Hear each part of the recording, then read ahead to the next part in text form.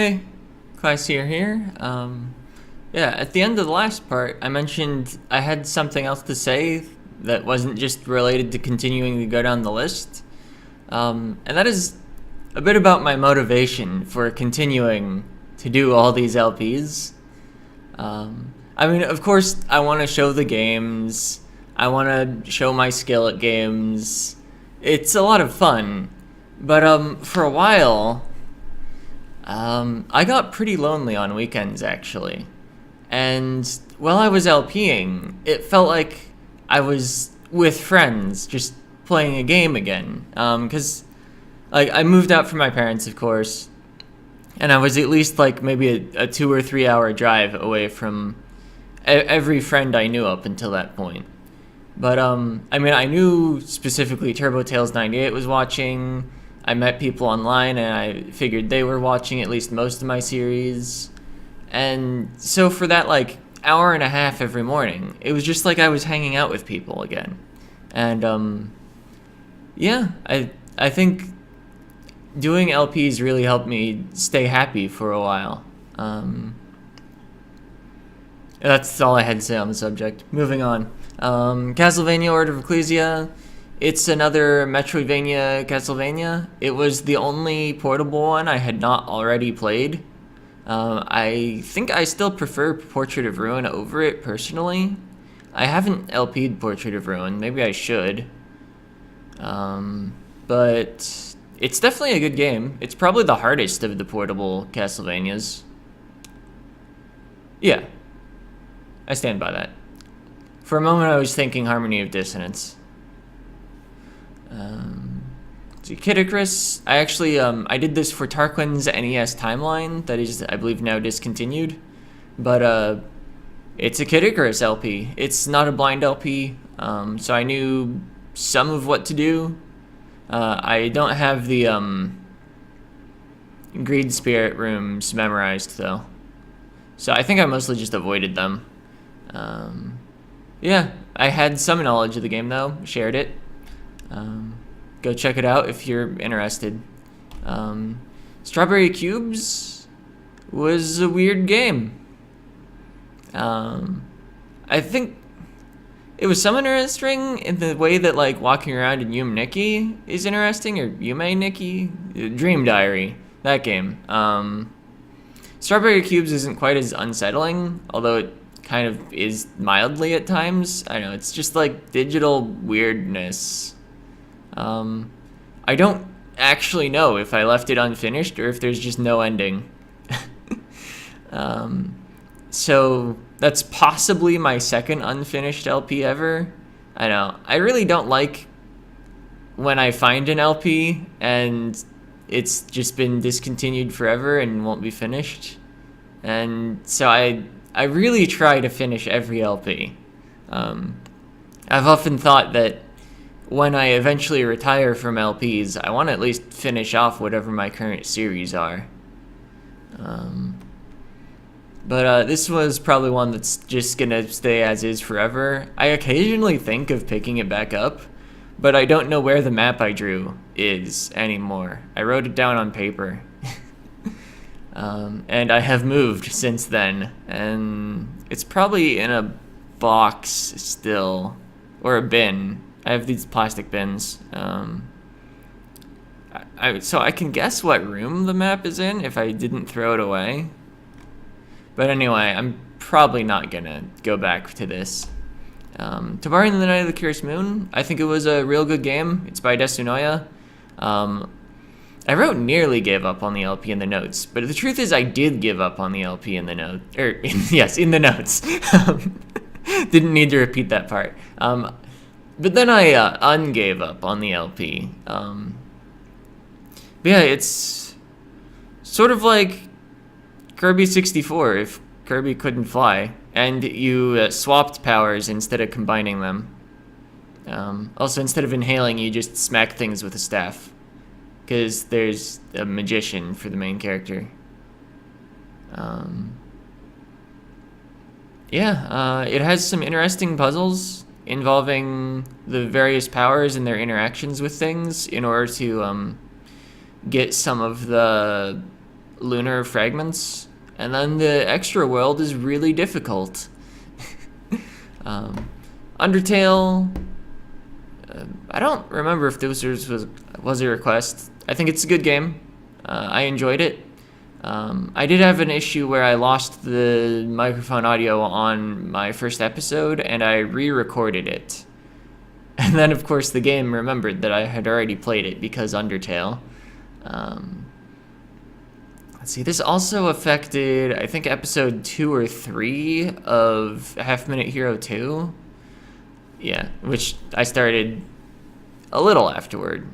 Or before, wait. How did I lose the first episode of Undertale, but maybe it was Half Minute Hero 1? I don't know. But the thing is, I had this window update, and it knocked off my microphone settings from OBS, Open Broadcaster Software. I don't remember at what point I switched from Livestream Procaster to OBS because it was a less notable change. But anyway, that's a thing that happened. Maybe you just have the wrong start date there on Half Minute Hero 2. Let's see. In between those, though, actually, yeah, did I have more to say about Undertale? I don't think I did. I enjoyed it. I think it was a good LP. Axiom Verge, it was my very first time I pre-recorded something for while I was gone for Christmas. So actually all its episodes just were like posted all in a row instead of just like twice a week. I think I might have still skipped Sundays. But it is a Metroidvania that just really sticks with the Metroid half of that name of the genre. I think it's a good game. It has some interesting power-ups. Would recommend either watching it or playing it and not watching it because you might want to be surprised by the cool power-ups. This was not a blind LP. I had played it. I think every time I've done a Christmas break LP, it has not been blind, because I feel like leaving opportunity for comments is more meaningful on blind LPs. So when I'm pre-recording, I like to not be blind. Anyway, Half Minute Hero 2. I think it's an improvement on the first game. I also did not play this blind.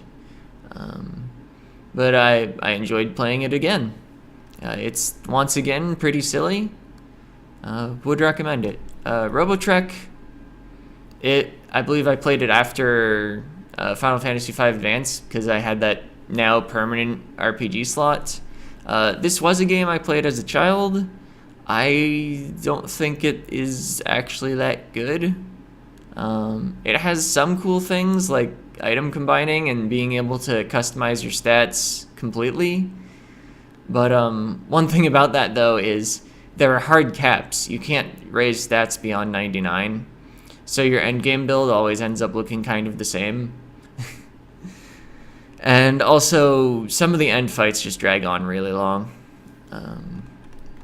Let's see, It'll Do, I started actually just because Tobari was really difficult and it was the next game in line. So I actually split the time slot, so I was playing each once a week for a while. It's an interesting sort of Zelda-like, but with a really strong focus on puzzles, and it only has like 3 tools that you find, but they're all used in like really varied and creative ways. I think it's interesting. It's worth a watch, at least the main game once. I think, and then I did like another playthrough because there are achievements for skipping each tool. So I think I did a run without the fire sword on camera, and then I did the other 2 off camera maybe. I know I've done all of the achievements in It'll Do. Sora. It's a shoot 'em up. It is sort of the sequel to Suguri that I did in the 1000 video special. It's another orange juice game, of course, being the sequel to Suguri. I liked it, and I believe I did play through it before I recorded it. Mighty Switch Force Hyperdrive Edition, it's a puzzle platformer. It's another one sort of like Fly-In and Gianna Sisters that involves swapping back and forth between two realities. I guess I like those. And then I actually did replay all the levels to do them fast enough for the par times. So, I mean, that was a thing. I don't know if it's worth watching that part of the series, but I sure recorded it. Doom, requested by Tarquin. It's a classic. I don't think I'm amazing at first-person shooters, but Doom is less about aiming and more about exploration and resource management. So I think I did okay with it. I enjoyed it. There were a few frustrating moments, especially like the first level or two of Chapter 4, or Episode 4, whatever. Not my 4th episode, but the game's 4th episode. But I don't think it harmed the LP. It was just difficult. East, the Oath and Felghana. I wanted to show that the remake of East 3 is way better than East 3. It is. So, yeah, I think the LP was alright. It was not blind. Hyper Light Drifter also, I believe, was not blind. It's a cool 2D action game. I would recommend watching it, or if you're into difficult action games, playing it. It actually used to be somewhat more difficult on my first playthrough that wasn't recorded, because it took maybe an extra like half second to actually use a healing item, and that really mattered. You had to actually like find safe times to heal. I kind of don't like that they sped up the healing, even though like I get it. I don't know. Rabby Ribby. It's a Metroidvania with a lot of bosses that have a lot of bullets. The boss fights, I felt like they kind of dragged on a lot. They got longer and longer as the game went on. I eventually, I think, moved to easy mode. Just because the game got really difficult. I think overall I enjoyed the game. But I also like never wanted to play it again by the time I was done. Yeah, just it needed shorter boss fights. I don't know. Maybe it didn't. Maybe it just didn't suit my tastes. Hydra Castle Labyrinth, requested by Bertrudor. It was a short, cool Metroidvania. I enjoyed it, and so by correlation, the LP was good. I think every game I enjoyed had a good LP. So if it sounds like I'm reviewing games, I'm just indirectly reviewing LPs sometimes. Mighty Number 9, I played through the Rachel DLC. I had not previously played the DLC, except I think I had played through the stage that Beck plays through that came with the DLC before, but I did it again on video. By the end of the LP, I was actually convinced that Mighty Number 9 was a good game. I have since heard that speedrunners just need to take the individual level times and add them up on their runs, because the game usually crashes too often to like consistently finish runs. But I ran into no problems. As far as I could tell, the game was stable. But I guess when you play it over and over, you really start to notice every problem a game has.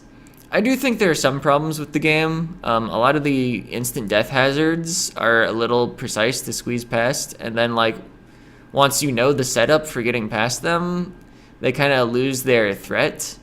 So your first playthrough is kind of awful, and your second playthrough is maybe a little too easy. Although playing as Rachel makes the game a little more difficult again. Turok, Dinosaur Hunter. Tarquin requested it. I thought the game was alright, not amazing. Yeah. It's an FPS where you absolutely have to explore in order to find all these keys to get into the final level.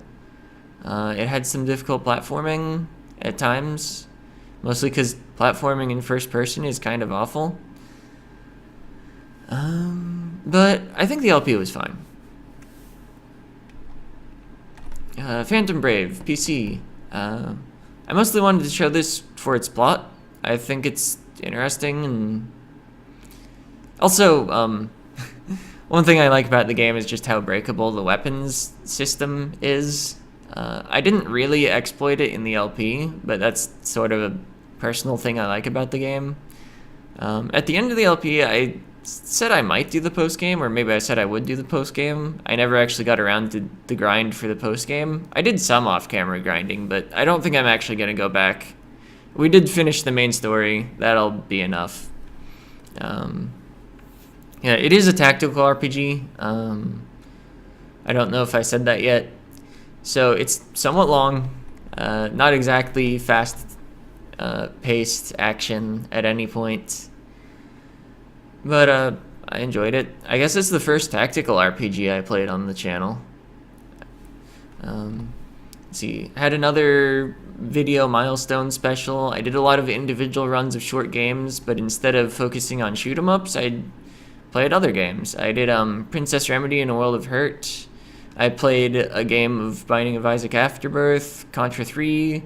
I think I played 2 games of 20XX. I still have not beaten 20XX. And I did a run of Desktop Dungeons. Well, a level of Desktop Dungeons. Reverse X Reverse, another game by Desunoya. It's a sort of puzzle platformer, but most of the time the puzzle is how on earth you get through obstacles without getting killed. Let's see. I did clear both extra worlds, but every world had an extra stage as well that was not relevant to plot advancement, and I didn't do all of the stage 9s in all the worlds. I think my mood stayed better than when I played Tobari because there are no checkpoints in the game, and so the levels are all shorter.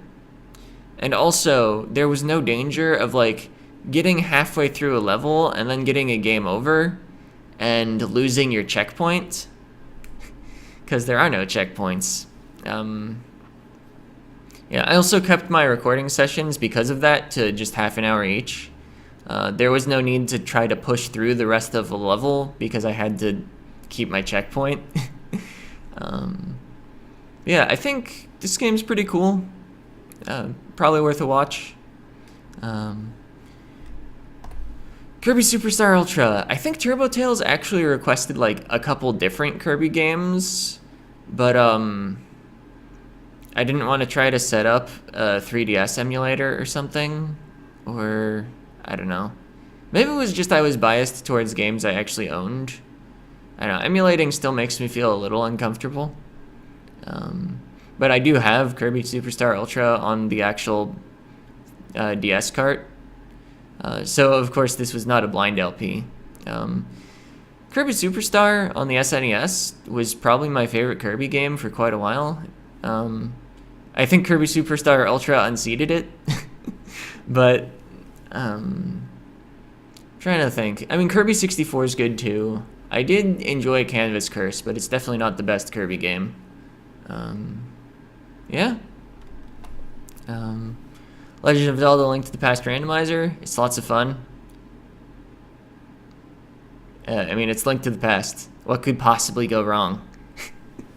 Do have an upcoming race that there was a trailer for 4 days ago. You probably saw the trailer. I probably don't need to talk more about the race.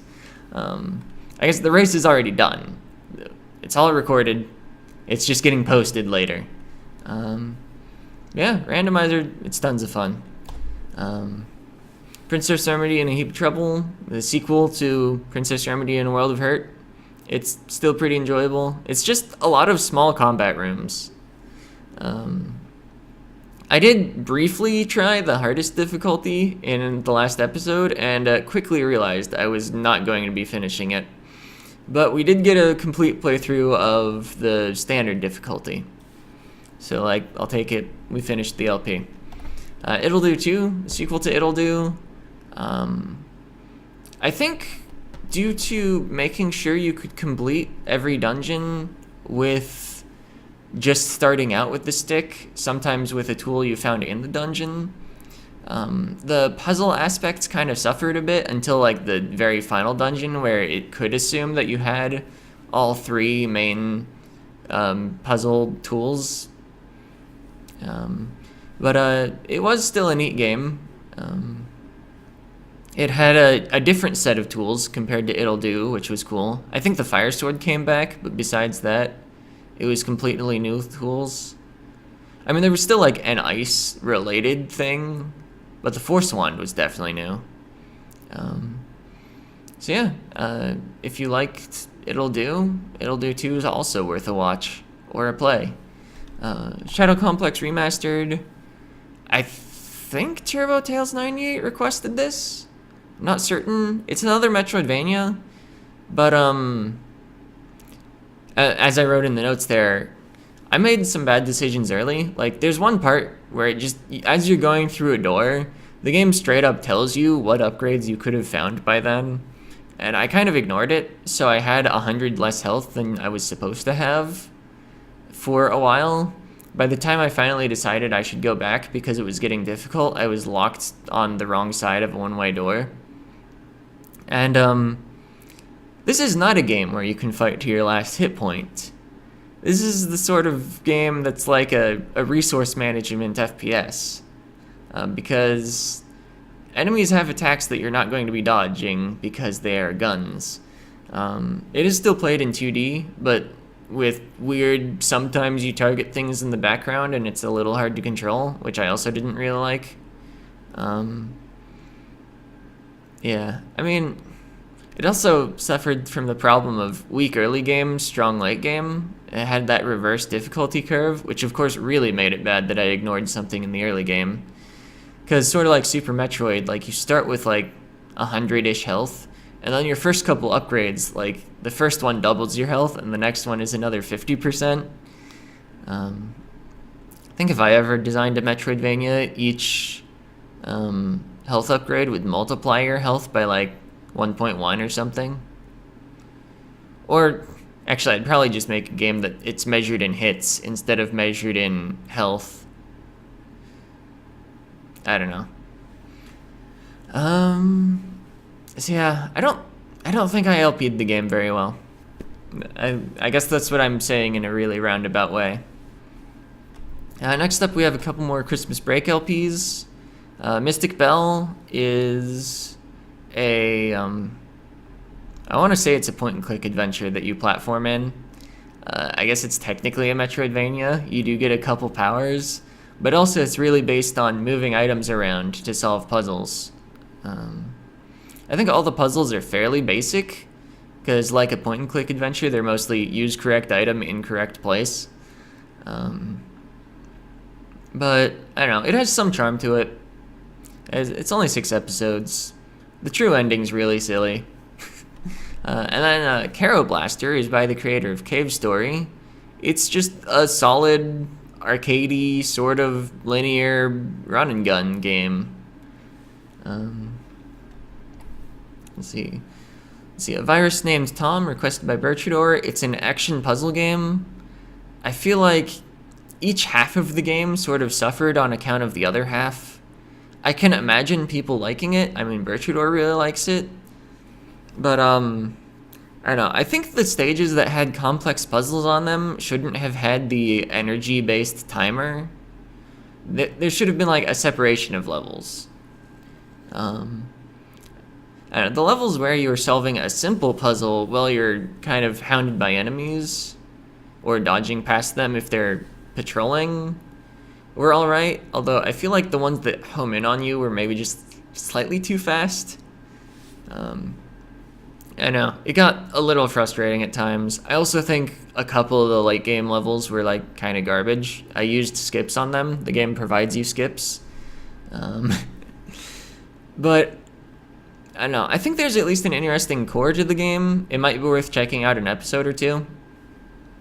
Pokemon Mystery Dungeon Explorers of Darkness. I think Tarquin requested that I play some Pokemon Mystery Dungeon. I don't know if he specifically requested Explorers of Time Darkness. I had played Explorers of Time Darkness before. I've also played Blue Rescue Team and Gates to Infinity. So I think the only mystery dungeon I haven't played is Pokemon Super Mystery Dungeon. I think the LP is alright, if a bit repetitive, because you're forced for the entire main game to play as yourself, basically. The mystery dungeons are all about humans that ended up in the Pokemon world and turned into a Pokemon. So, I mean, we go through a lot of dungeons just as, what did I even end up as? Was I a Chikorita? Or was that... Because you have a partner character. I think there was a Chikorita in my party. I know, was Tark a Mudkip? Because since Tarquin requested Mystery Dungeon, I set the partner character's name to Tark. I don't know. Anyway, I think I did alright with the game, but I don't know. I don't know how much I'd recommend watching it. Environmental Station Alpha. As I was looking up the start date on the LP, I saw that I wrote in the description it was requested by someone by the name of JJo Yay. I don't think I ever heard from this person again. But anyway, I had actually seen some of this game before on a stream, and I thought it was pretty interesting looking. Isocitration actually streamed it on Twitch. And I saw like the part where he'd just gotten grapple and then went to the water sector. Actually, I think I also saw him on his way to the grapple, and he fought the boss, and yeah. But anyway, Berchador thinks this is my best LP ever, or maybe not. I don't know. He actually thinks it's his favorite LP ever, we'll say. It is a fairly interesting Metroidvania, especially in the post-game. Would definitely recommend watching it if you're interested in Metroidvanias. I like Metroidvanias. Camera Obscura, it's a puzzle platformer. I think some of the things you need to do are kind of weirdly precise. It has a weird difficulty curve as a result. It's like they didn't realize how precise they were occasionally asking you to do, as long as the movement was simple. I don't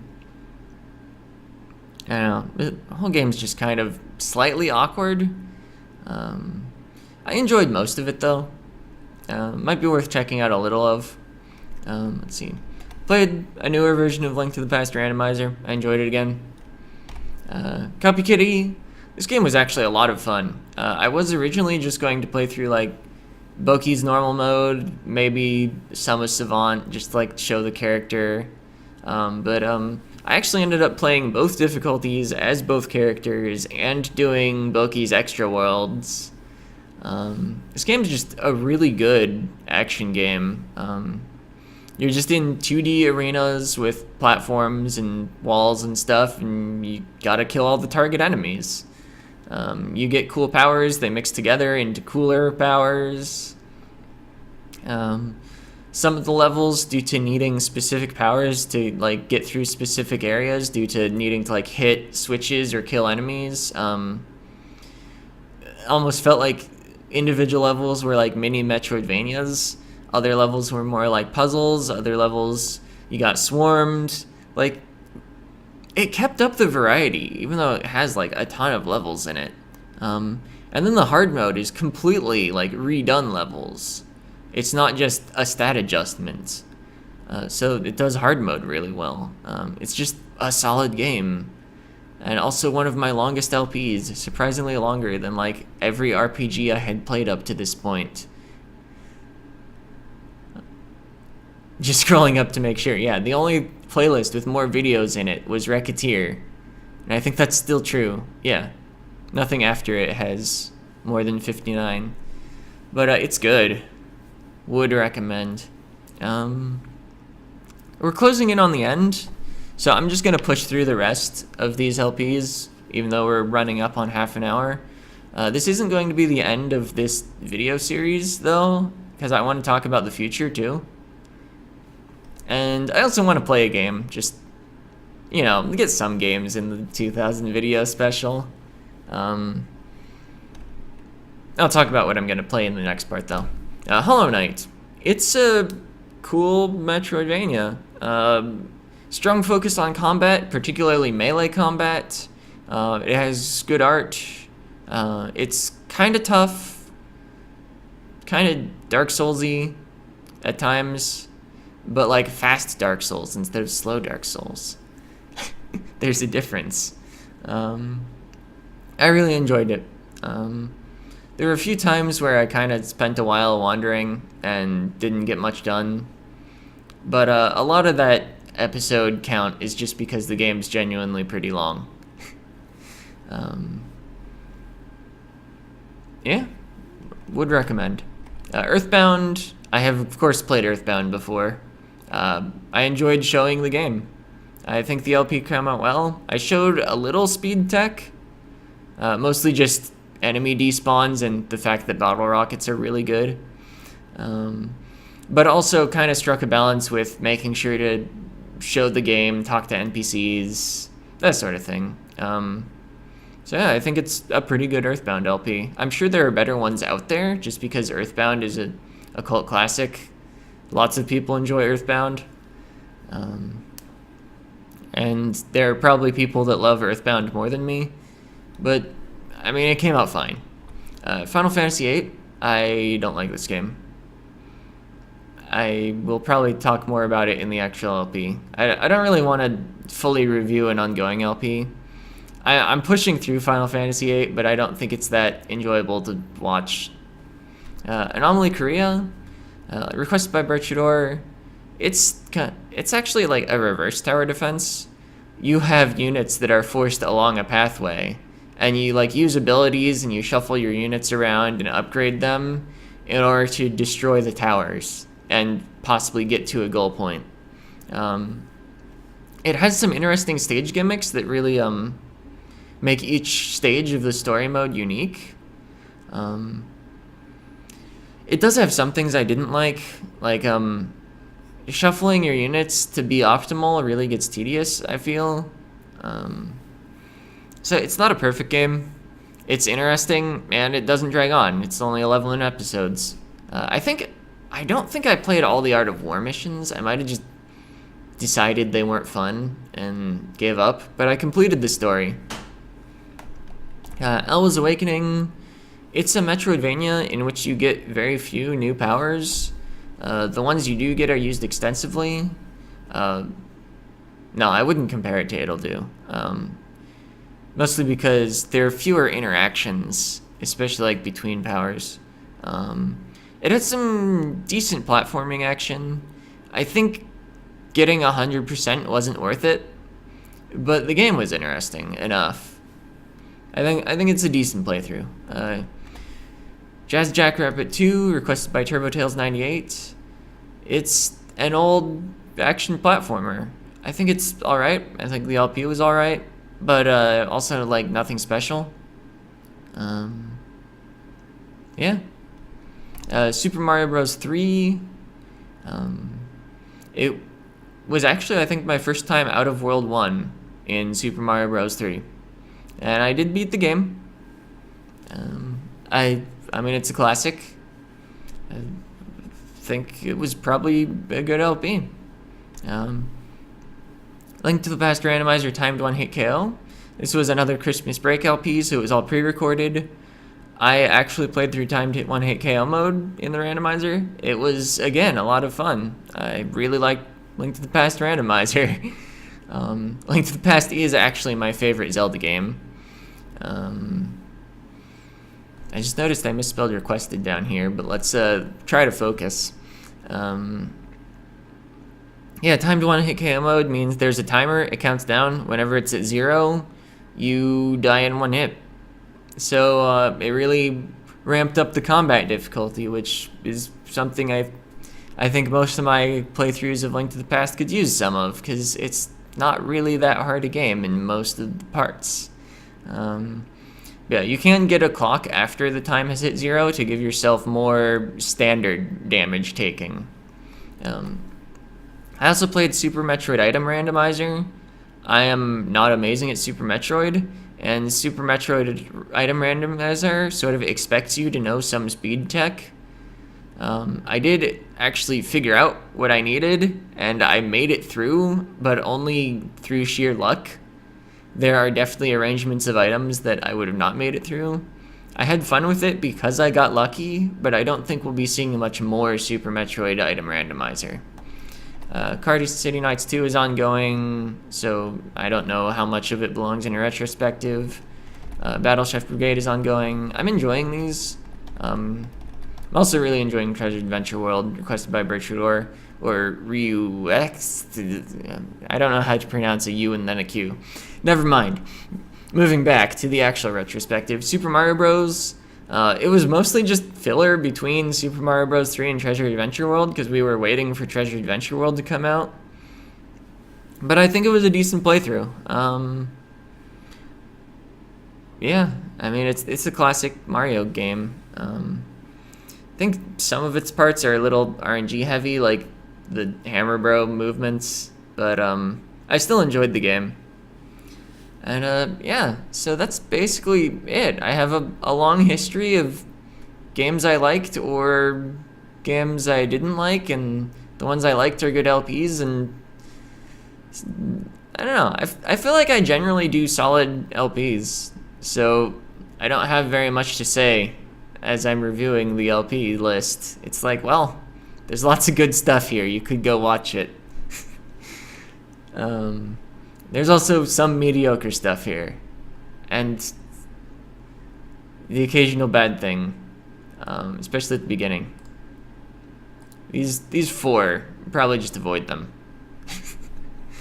You can start with Mega Man and Bass. Or, go back from the present, and then stop when the quality gets lower. Because I would imagine I've improved over time since Mega Man and Bass. I would hope I haven't been doing this for 6 years to not improve. But anyway, that'll be it for this part. We've ran over a few minutes, but we only had 10 more LPs to go through. See ya.